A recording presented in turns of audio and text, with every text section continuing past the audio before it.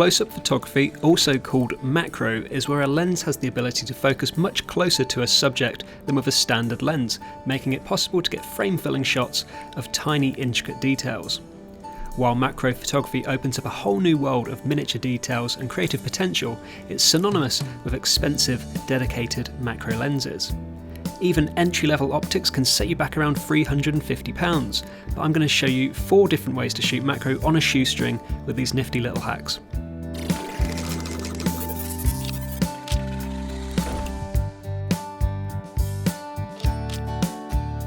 Take a standard lens, such as a 50mm f1.8, off your camera's lens mount and turn it around by 180 degrees so you're shooting through it the wrong way, and you'll be able to focus much closer to capture macro images.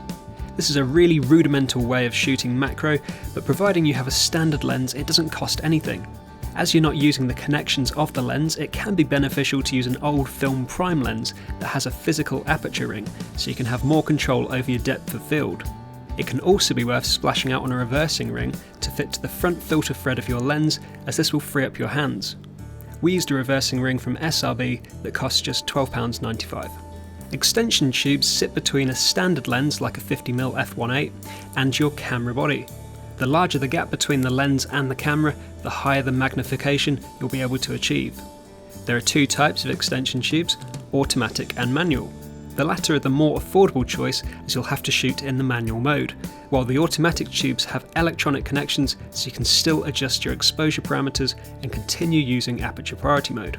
This set of tubes, from Kenko for Canon EOS, have the connections to maintain exposure and autofocus, and can be picked up for about £123, which is still much cheaper than buying a dedicated macro lens, though manual extension tubes can be picked up for around £20 as well.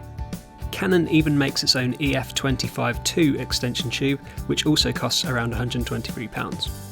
A magnifying glass uses convex glass elements to enlarge whatever it's pointed at, and you can get a similar device to screw into the front filter thread of any standard lenses like a kit lens or a 50mm.